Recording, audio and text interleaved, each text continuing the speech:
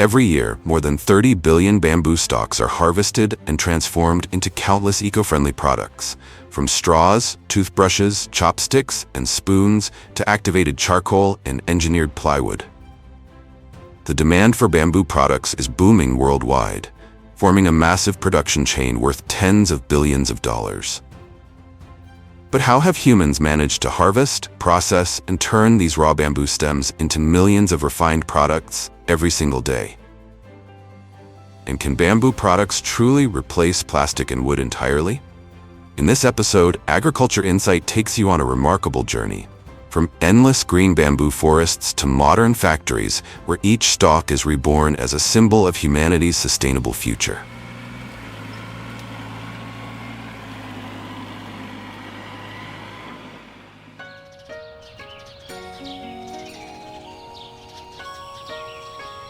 Bamboo is one of the fastest-growing renewable resources on Earth, capable of growing more than 30 centimeters in just one day, reaching maturity within 3 years, and regenerating without the need for replanting.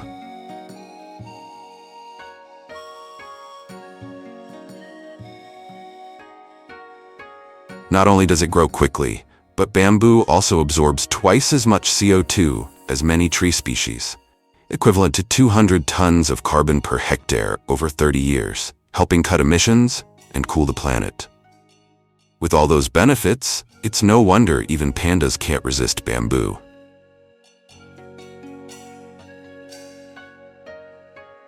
Across the tropical belt of Asia, particularly in China, India, Vietnam, and Indonesia, more than 35 million hectares of bamboo forests supply raw materials for a rapidly expanding global market. What truly makes bamboo remarkable is its versatility. Even today, it is still used as scaffolding in modern cities like Hong Kong, a testament to its extraordinary strength and flexibility. The rise of bamboo-based manufacturing is a completely new and rapidly growing global trend. It has now been divided into two main product lines: eco-friendly daily items and durable industrial materials used in construction and energy. In China alone, the bamboo industry is worth over 40 billion USD annually, with bamboo forests tripling in area since 1950, while the United States and India have become the two largest consumer markets for these products. Beyond its industrial and commercial roles, bamboo also carries deep social significance. As a material that can be up to 70% cheaper than concrete or wood, it has literally saved millions of rural and low-income families, providing them with sustainable housing that protects them from floods and earthquakes. So, is bamboo truly the green material that's good for our planet? And how does it compare to plastic and paper? Every ending is a new beginning. And now, let's return to where every bamboo creation begins, the harvest season, where every bamboo product takes its first breath, as the sturdy stalks are chosen, cut, and readied for their remarkable rebirth.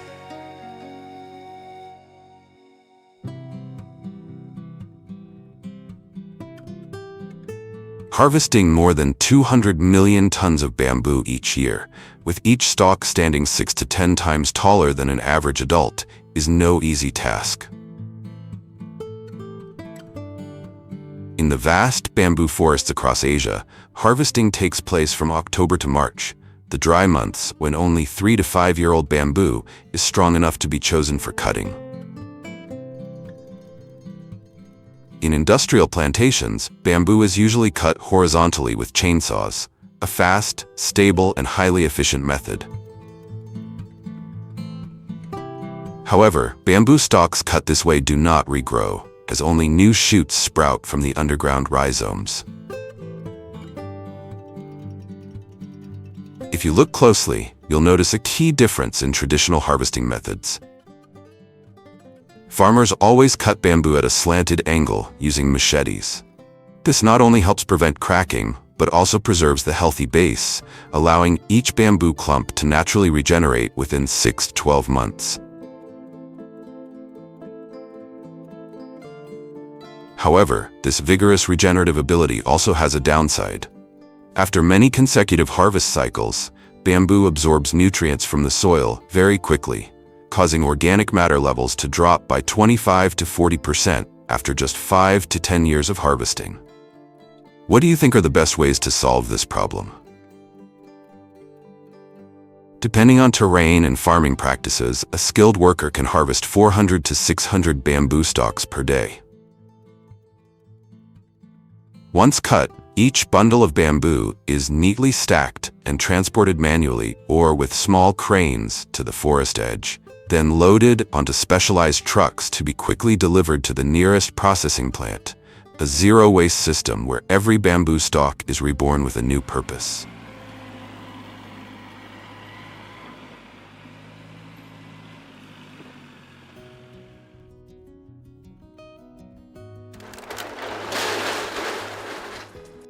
After being brought to the receiving area, the fully loaded bamboo trucks are unloaded and sent directly to the primary processing zone. Here, workers quickly sort the bamboo according to diameter and maturity. Thick, solid culms are separated for use in construction materials or engineered plywood, while thinner and smaller ones are selected for straws and household products.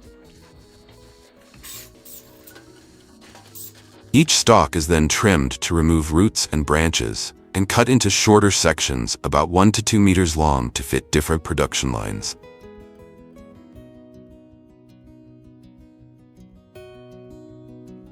In large-scale factories, automatic circular saws and conveyor systems have almost completely replaced manual cutting.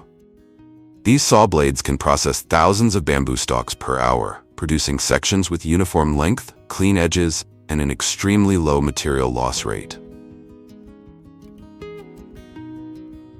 Next comes the node removal process, in which the inner joints of the bamboo are drilled or lathed off using automated deburring machines, creating smooth, hollow tubes ready for the next stages of processing. After being cut into sections, the bamboo is transferred to the washing line, a crucial stage that determines the quality and durability of the final product. Each piece first passes through large water tanks, rotary drums, or high-pressure water spray systems to remove mud, dust, and any remaining leaves or branches on the surface. For export-grade or food contact products such as straws, chopsticks, and spoons, the bamboo is soaked in hot water or a mild alkaline solution such as hydrogen peroxide or diluted baking soda for 4 to 8 hours. This step is extremely important as it sterilizes the bamboo, removes natural sugars and starch, the main causes of mold and insect infestation, while helping preserve its natural bright color. Then, the bamboo sections are placed into the boiling or steaming process, a crucial step that gives the material a lifespan of up to 15 years. Each batch is placed into stainless steel tanks or steam chambers, heated to high temperatures for 6 to 12 hours, depending on the thickness and moisture content of the culms. For premium bamboo cutting boards, after the carbonization process, the bamboo culms are split into thin strips and planed flat to create smooth, even surfaces. These strips are then coated with food-safe adhesive, typically formaldehyde-free resin or eco-friendly bio-based glue. Next, they are placed into a hydraulic press operating at pressures of 80 to 120 tons and high temperatures to bond the strips into solid panels. Once cooled, the bamboo sheets are trimmed, sanded, and polished to achieve a perfectly smooth finish.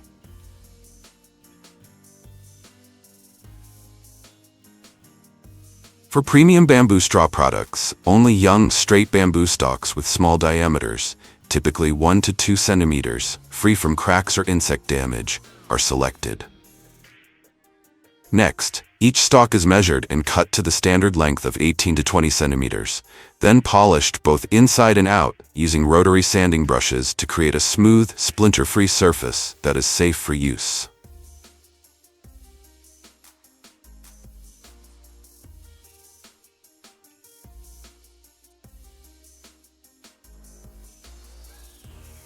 After sterilization and drying to reduce the moisture content to 10%, each straw is individually inspected, laser engraved with branding, and packaged in biodegradable paper sleeves or reusable fabric bags, ready to replace single-use plastic straws in cafes and restaurants around the world. However, natural bamboo straws currently account for only about 3 to 5% of the market, while bamboo fiber straws make up more than 20%, an industrially produced alternative that you'll see the manufacturing process of later in this video. On each bamboo board, hundreds of spoon and fork templates are pre-programmed into computer systems and precisely cut using laser beams or high-pressure water jets, ensuring smooth edges and consistent thickness. The cut bamboo blanks are then transferred to polishing machines, where their edges are rounded, surfaces are smoothed, and any sharp corners are removed. After being soaked in vegetable oil or coated with natural wax, the spoons and forks are tested for strength, heat resistance, and surface smoothness before being packaged and prepared for distribution to the market.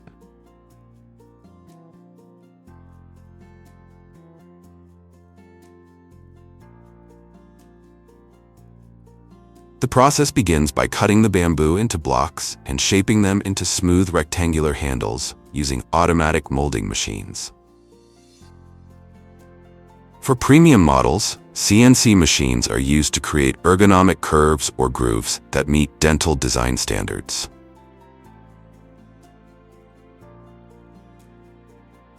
The most intricate stage is bristle installation. Tiny holes are precisely drilled into the toothbrush head, where biodegradable nylon 4 or plant-based bristles are securely anchored using micro stainless steel pins or natural adhesive.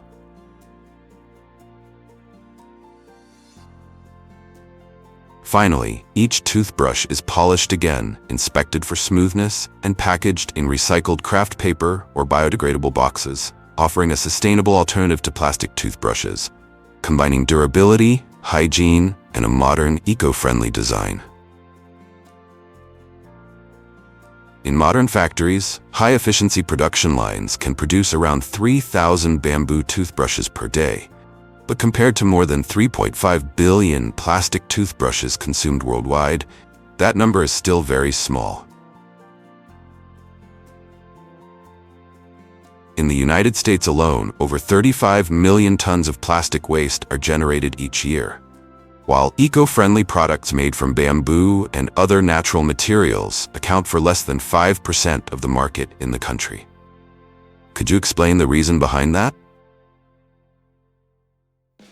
A more advanced version of bamboo material is strand-woven bamboo, a type of material made from bundles of bamboo fibers instead of whole culms or traditional strips.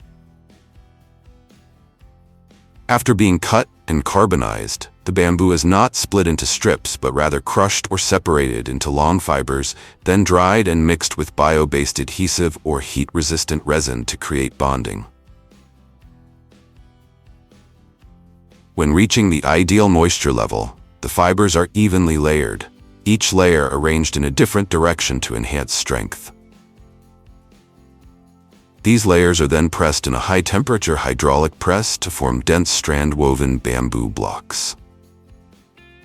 Thanks to its fibrous structure, this material has mechanical strength up to 25% higher than oak or teak, while being almost completely resistant to cracking, bending, and moisture, with an average price of $1,900 to $2,000 USD per cubic meter. After cooling, the bamboo blocks are planed, cut, sanded, polished, and coated with natural oil or wax to protect the surface, giving them a service life of up to 25 years. Today, strand-woven bamboo is widely used in high-end furniture, industrial flooring, and sustainable architecture. The global bamboo materials market is currently valued over 70 billion USD, with laminated and strand-woven bamboo accounting for nearly 35% of the total value and growing steadily at over 10% per year. How are the surplus byproducts from production, such as bamboo dust, fine powder, and fibrous fragments left after cutting, turning, and polishing, fully utilized? The answer lies in bamboo powder technology, a breakthrough that transforms all bamboo waste into a new source of bio-based material. All remaining fragments in bamboo dust are collected, dried, and finely ground into powder, with particle sizes ranging from 80 to 120 microns. This powder is then mixed with other ingredients. The company does not disclose the details, but the formula includes cornstarch, minerals, and a biological adhesive they call bioadhesive.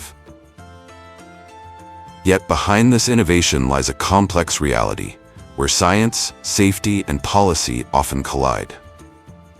The formulas for composite bamboo materials vary among manufacturers, and not all are safe.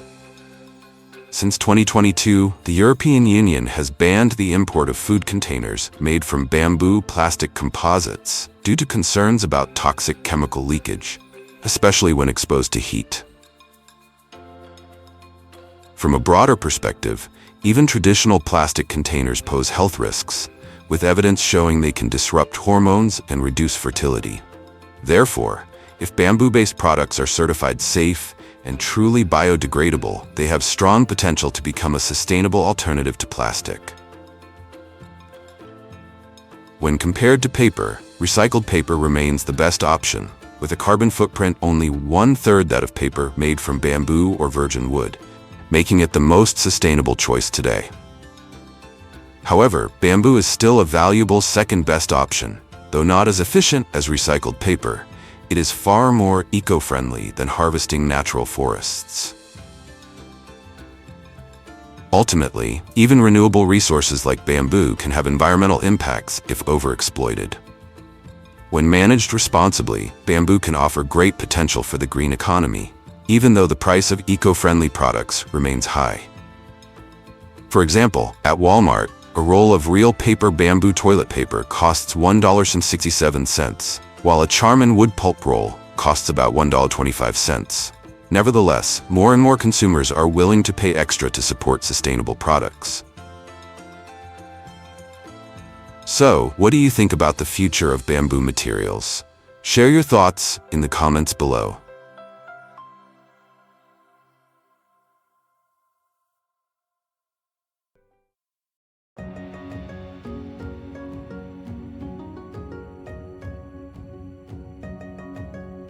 Japanese soy sauce, known as shoyu, is far more than just a condiment.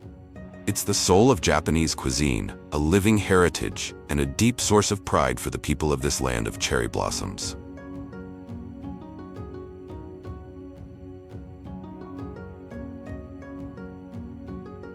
In Japan, there are still traditional soy sauce breweries that have stood for over 300 years. These time-honored workshops remain faithful to age-old methods. Slow, natural fermentation inside ancient cedar barrels. This unwavering dedication is what preserves the living flavor of shoyu, something no modern industrial process could ever replicate. The production process contains no microplastics or artificial additives. Every drop is made using purely natural ingredients and traditional fermentation techniques that have been passed down for generations. In the world of shoyu, none is more legendary or expensive than the soy sauce crafted by Kamabishi, aged for 20 years in wooden barrels. Sold for up to $2,000 per liter, it's considered a culinary treasure, reserved only for the most special occasions. Compared to Chinese soy sauce, Japanese shoyu has a lighter, more refined, and harmonious flavor. Its depth of umami comes from an extended fermentation process and the use of carefully selected non-GMO soybeans and wheat. When placed alongside other traditional seasonings like miso or rice vinegar, shoyu stands out for its rich umami profile and high levels of natural enzymes and amino acids, both of which aid digestion and promote a feeling of well-being. However, shoyu is also one of the saltiest condiments in the kitchen, with a salt content of up to 17%. That's significantly higher than miso, around 10%, or sauces like ketchup and mayonnaise, only about 4%. Frequent consumption in large amounts can negatively impact blood pressure and heart health. Every October, the Japanese celebrate Shoyu Matsuri, soy sauce festival, in traditional towns like Yuasa and Choshi. This annual event honors the craftsmen behind this ancient art and helps pass on the culinary wisdom of soy sauce to the wider community. And it is precisely at this time of year that the soybean harvest begins, the golden ingredient behind every drop of exquisite shoyu. Compared to the United States, Japan's soybean harvest is much smaller in scale. Each year, Japan harvests around 200,000 tons of soybeans, most of which are reserved for producing traditional food products like shoyu, miso, and tofu, items that demand high levels of protein, fat, and seed integrity. That's why in major soybean growing regions like Hokkaido, farmers use small-sized combine harvesters manufactured by local companies such as Yanmar and Kubota. The machine cuts the plants, cracks the pods to release soybeans, removes debris, and loads clean beans into bins or trucks. After harvesting, the soybeans are delivered to pre-processing facilities where they're cleaned, bagged, and stored, ready to be distributed to soy sauce production workshops. And from there, the journey begins. One where every humble soybean is transformed into a treasured element of Japan's culinary heritage.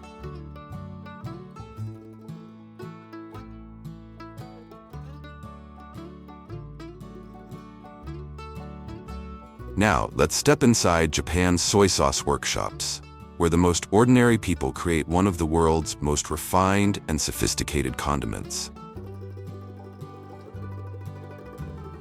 The soy sauce making process begins with steaming the soybeans, a crucial step that softens the beans and breaks down their cellulose layer, allowing the koji mold to deeply penetrate during fermentation. The soybeans are loaded into automated steam or pressure cookers, where temperature and timing are carefully controlled based on the bean's moisture content and size. Throughout the steaming process, a continuous flow of steam ensures the beans are evenly cooked from the inside out, while still retaining their nutritional value and the ideal texture for fermentation. After steaming, the beans are spread out on trays or passed through a cooling system with fans to bring the temperature down to around 30 to 35 degrees Celsius. This cooling step protects the koji mold from excessive heat and ensures the beans remain loose and aerated for even mixing.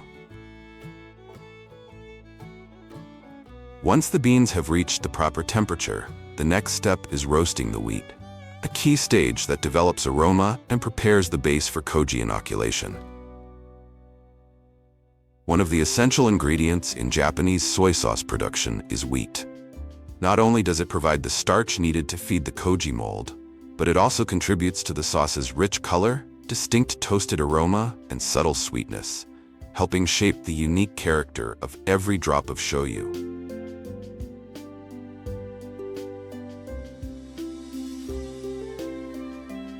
After being carefully cleaned and selected, the wheat is fed into precision-controlled roasting ovens, where the heat is adjusted to ensure even cooking.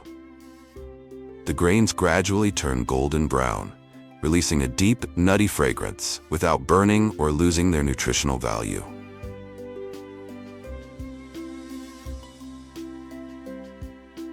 Once the wheat reaches its ideal roast level, it is cooled down and sent to the coarse grinding stage. Here, the grains are not ground into fine powder. Instead, they are lightly crushed to retain a natural, coarse texture.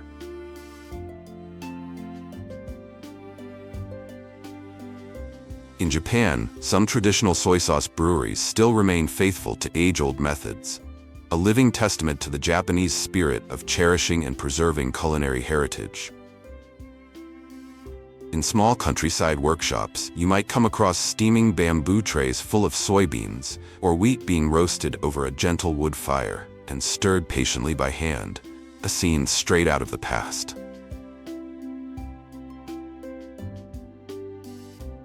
While methods may vary, the core mission of these artisans remains unchanged: to preserve the purity of flavor and ideal structure in every soybean and wheat grain, laying the essential foundation for every rich, umami-packed drop of authentic Japanese soy sauce.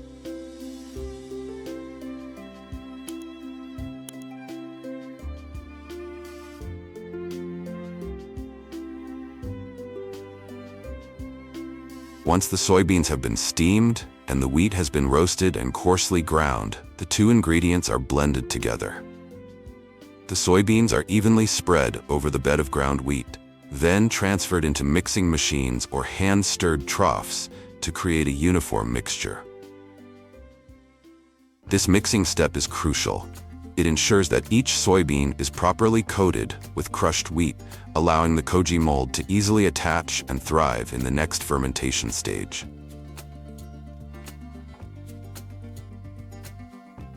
Immediately after mixing, koji mold, Aspergillus oryzae, often called Japan's national microorganism, is evenly sprinkled over the mixture.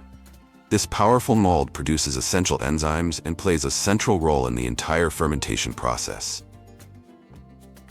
The inoculated mixture is then transferred to a dedicated fermentation room, where temperature and humidity are tightly controlled to promote mold growth. Inside, the temperature is maintained at around 30 degrees Celsius, 86 Fort, with humidity levels between 60 to 70%, creating the ideal environment for the koji to flourish and cling to each grain. The mixture must remain light and fluffy, not too moist, not too dry. Over the course of about 3 days, the koji mold begins to secrete protease and amylase enzymes, which break down the proteins in soybeans and starches in wheat into simpler nutrients like amino acids and sugars, the very foundation of shoyu's deep umami and naturally sweet aftertaste. Throughout the process, experienced artisans monitor everything by eye, hand, and nose, checking texture, feeling the warmth of the mixture, observing the mold's color, and inhaling the unique aroma of developing koji.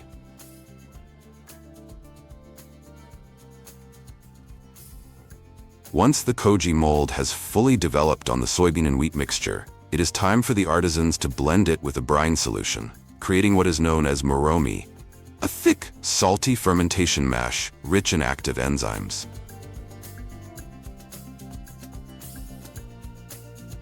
It is at this crucial stage that the true character and quality of the soy sauce begins to take shape. From here, the moromi will either evolve into a premium-grade shoyu, layered with deep, complex aromas, or take a more standardized path, becoming a mass-produced product with consistent but less nuanced flavor. In Japan, soy sauce breweries like Yamaroku and Kishibori have become symbols of artisanal mastery, where time-honored fermentation secrets are preserved through the practice of aging moromi in centuries-old wooden barrels. This rare technique now accounts for less than 1% of all soy sauce produced in Japan, but it continues to survive and thrive. Why is that? These handcrafted barrels, known as kioke, are made from prized Japanese woods such as cedar, sugi, or cypress, hinoki, and can hold up to 1.5 tons of moromi at a time. The barrels are placed directly on natural stone or wooden floors, allowing the wood to breathe, facilitating subtle air exchange between the barrel, its surroundings, and the moromi within.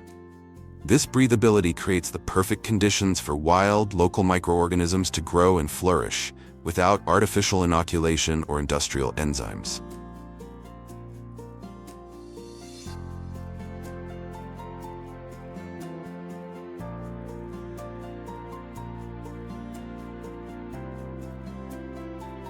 It's fermentation in its purest, most organic form. The aging process inside a kioke barrel typically lasts anywhere from 18 months to 4 years. But it's more than just a matter of time. Each barrel becomes its own living ecosystem, developing unique aromas and flavors that cannot be replicated. That singular identity is what makes traditional shoyu so precious and irreplaceable over time. A single bottle can cost up to $35, nearly 3 times more than standard industrial soy sauces, which typically range from $10 to $12.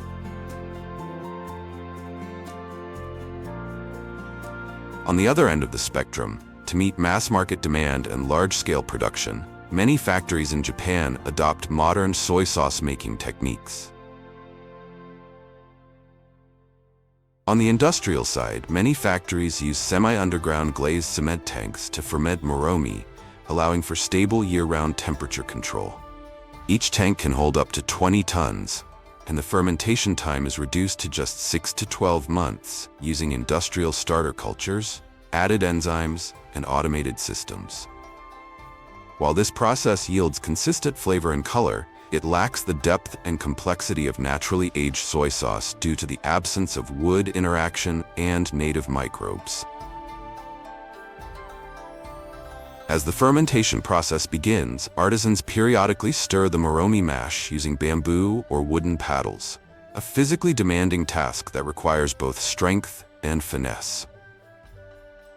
Stirring allows the soybeans to gently bump against each other, creating tiny cracks that let beneficial microbes penetrate and enhance nutrient breakdown. Moromi is aged in sugi cedar barrels for 2 to 20 years, much longer than wine aging, developing a deep, rich flavor that earns shoyu the nickname, the savory wine of Japanese cuisine.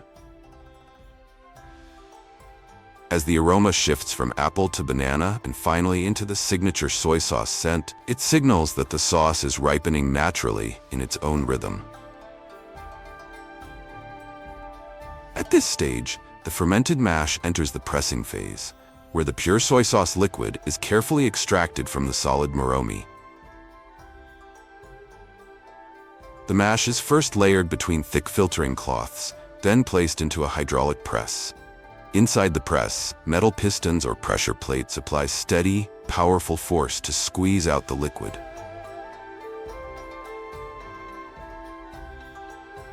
Thanks to this equipment, the entire extraction process can be completed in just a few hours, significantly reducing production time. However, pressing time can be adjusted depending on the desired product quality. For premium-grade soy sauces, a slow pressing method is used, where the mash is gently compressed over a span of up to 10 days or more. This slower process allows each drop to be released gradually, preserving the sauce's natural clarity, deep flavor, and signature lingering sweetness. After pressing, the extracted soy sauce still contains small amounts of sediment, soybean residue, and partially decomposed microorganisms. To refine the product, the liquid is passed through filtration tanks, removing all remaining solids and yielding a clear, rich, and stable sauce. One of the most distinctive features of Japanese soy sauce, especially the nama-shoyu variety, is that it is unpasteurized. This means the live enzymes are preserved, giving the sauce a fresh taste and a natural depth of aroma. However, to ensure food safety during storage and modern distribution, most commercial shoyu varieties are gently heated to around 75 to 80 degrees Celsius. This mild pasteurization step helps stabilize the product while minimizing the loss of flavor and aroma. After final filtration and gentle heat treatment, the soy sauce undergoes a last round of quality checks, assessing clarity, color, saltiness, and flavor, before moving to the final stage, bottling and packaging. Although the soy sauce production process contains no microplastics or artificial additives, packaging still plays a crucial role in protecting consumer health. Currently, around 90% of soy sauce products in Japan are packaged in PET plastic bottles due to their lightweight, easy handling, and lower cost. However, as more studies reveal traces of microplastics in human tissue, even in the blood and lungs, glass bottles may offer a safer and more sustainable alternative, thanks to their ability to preserve natural flavor and avoid microparticle release, especially during long-term storage or exposure to high temperatures.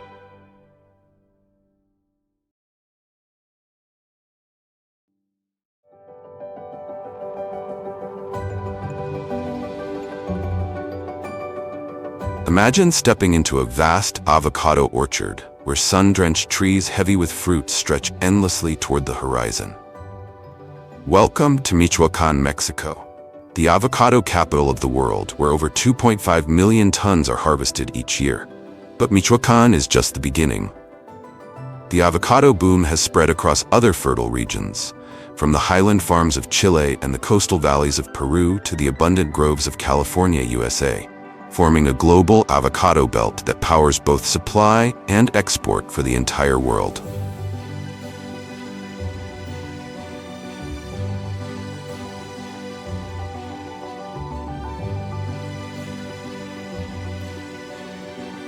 Although avocados may seem easy to grow, if you live in a region where temperatures drop below 5 degrees Celsius or rise above 38 degrees Celsius, your beloved avocado tree is almost certain to struggle or may not survive at all. Did you know? Avocados were once called alligator pears because of their bumpy skin. Unlike traditional sweet fruits like apples or pears, the avocado is a natural masterpiece. Rich in heart-healthy monounsaturated fats, packed with more potassium than bananas, and loaded with vitamins E, K, and C, along with lutein to support eye health. But the value of avocados goes far beyond nutrition. In Mexican culture, avocados and guacamole symbolize luck and abundance, with roots tracing back to the Aztecs. Today, guacamole is a global favorite, especially in the US, where it's a Super Bowl essential with thousands of tons consumed in a single day. Every remarkable journey has a beginning, and for avocados, it starts with the harvest season. By summer, after 6 to 7 months of careful development since flowering, avocado orchards grow heavy with fruit. Farmers work tirelessly, checking ripeness, preparing harvest baskets, and meticulously picking each avocado to ensure the best possible quality. A key factor that determines the fruit's perfect flavor and freshness lies in the farmer's sharp eye and intuitive touch, something no modern machine can replicate. Harvesting avocados requires finesse and a keen sense for selecting perfectly ripe fruit, smooth-skinned, unmarred, and just the right softness. Farmers use long poles with specialized cutters to reach high branches, often paired with sturdy ladders or mechanical lifts mounted on trucks.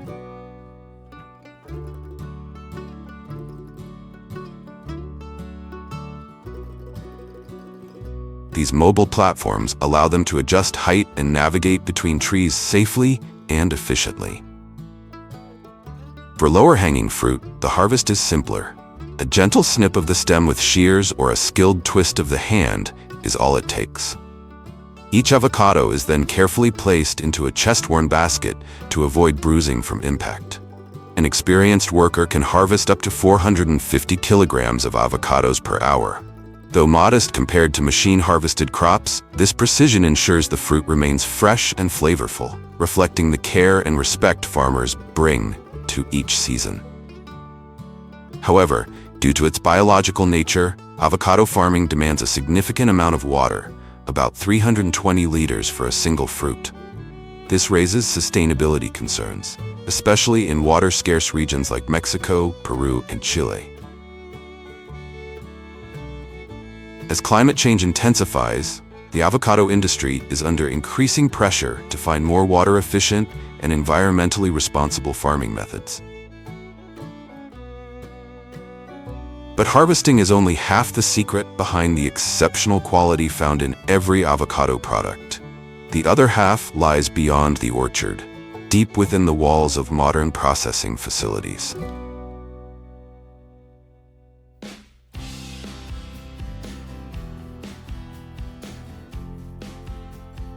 As soon as the avocados arrive at the factory, they undergo a strict incoming inspection process to ensure consistent quality across the entire batch.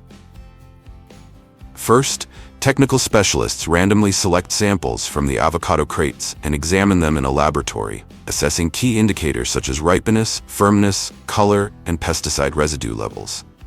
Next, the crates of avocados are placed onto an inbound quality control conveyor belt.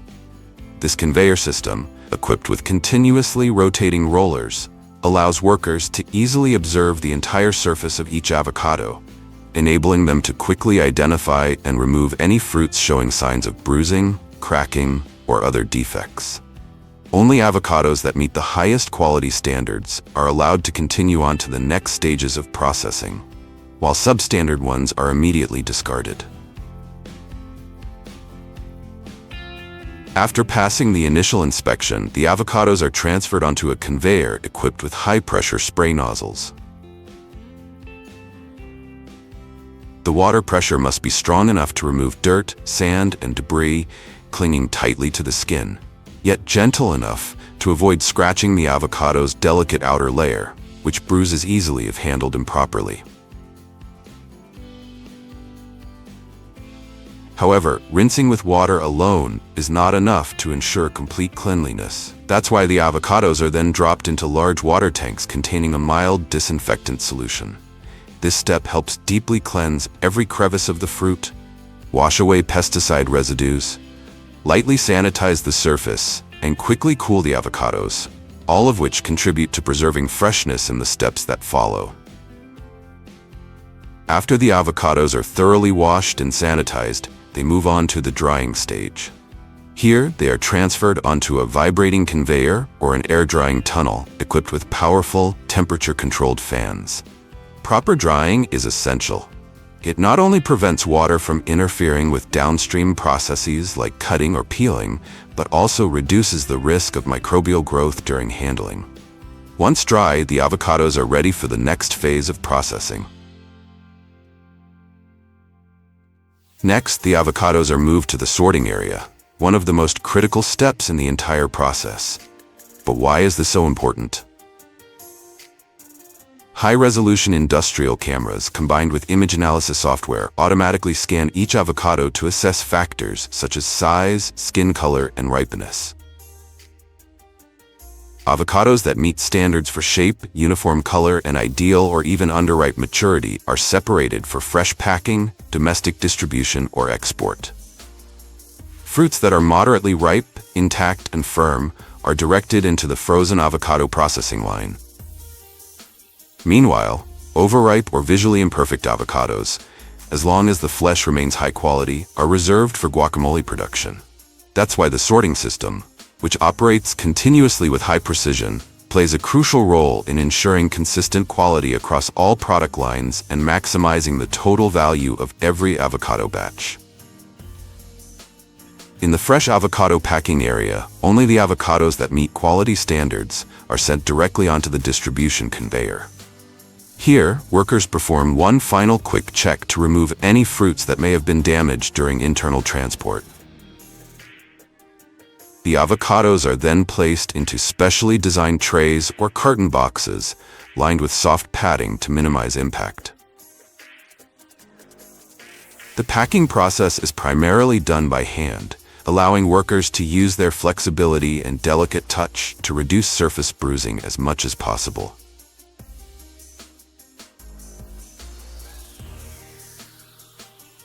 In some large-scale factories, automated robots are also used to speed up the packing process, though they often lack the finesse and gentleness of human hands. Each shipment is clearly labeled with information about its origin, packing date, and product type. The completed boxes of avocados are immediately placed in cold storage, maintained at a temperature of 5 to 7 degrees Celsius, to preserve peak freshness and quality before heading out to millions of consumers. Meanwhile, avocados that don't meet the standards for fresh export embark on a different yet equally fascinating journey, one that takes them through the frozen processing line or into the production of guacamole. At this stage, the avocados are fed into an automated cutting machine, where sharp rotating blades slice each fruit in half quickly and uniformly. After cutting, the pit is either removed automatically by the machine or manually by workers during the pulp extraction process. The avocado flesh is then transferred onto a chilled conveyor belt, where workers inspect each piece for quality, removing any bruised, damaged, or substandard portions. The approved avocado pieces continue on to the next stage of processing. while the low temperatures maintained throughout this step help preserve freshness and slow down oxidation. Avocado seeds may seem like waste left behind after each batch of guacamole, but in reality, they are far from useless. As microplastics are increasingly found in soil, water, and even human blood, bio-based alternatives are making a comeback and growing more popular than ever. First, the seeds are collected, thoroughly washed to remove any remaining pulp, and dried to reduce their moisture content to around 8 to 10%. Next, the dried seeds are finely ground into powder, then blended with natural binders such as cornstarch, bio-based glycerin, and organic additives to create a biopolymer mixture. This mixture is then molded using specialized machines to produce items like straws, spoons, forks, and plates, products that offer durability and heat resistance comparable to petroleum-based plastics, but with a major advantage: they can fully decompose within 180 days under industrial composting conditions.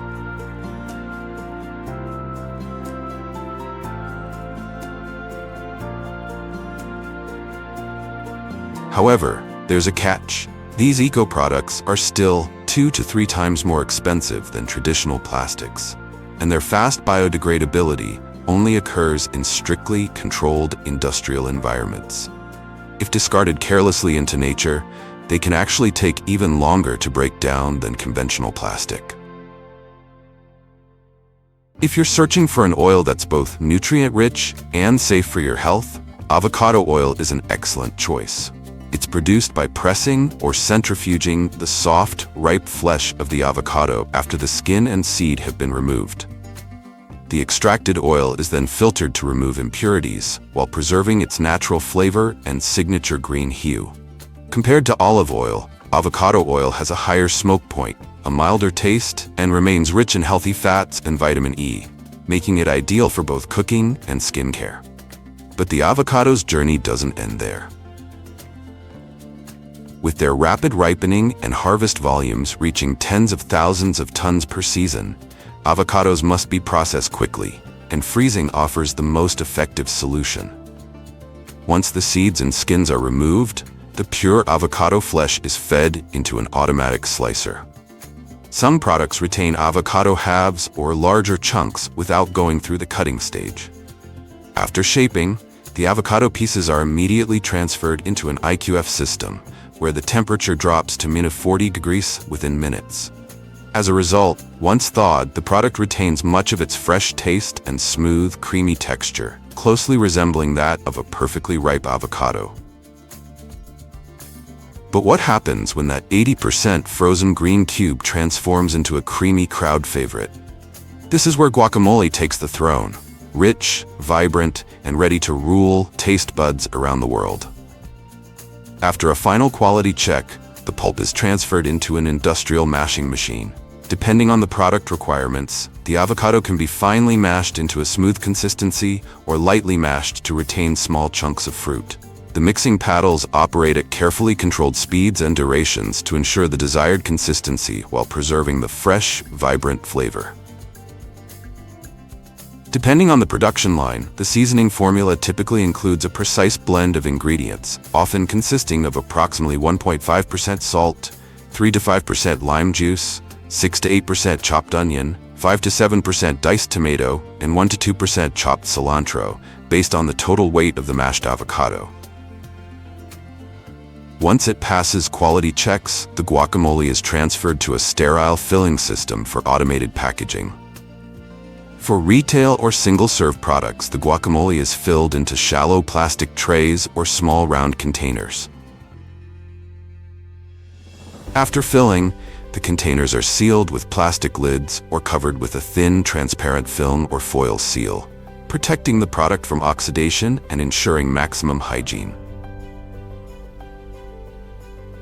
Finally, the guacamole products undergo high-pressure processing, a cutting-edge, non-thermal preservation method. Subjected to extreme pressure, up to 6,000 bar, the guacamole is treated in a way that effectively eliminates harmful bacteria without the use of heat or chemical preservatives. This ensures the product retains its bright color, fresh taste, and natural texture, while significantly extending its shelf life. And perhaps, the next time you dip a nacho into guacamole, drizzle avocado oil over your meal, or sip from a biodegradable straw made from an avocado seed, you'll recognize that beneath that smooth green surface lies an entire world of innovation, sustainable agriculture, and human dedication.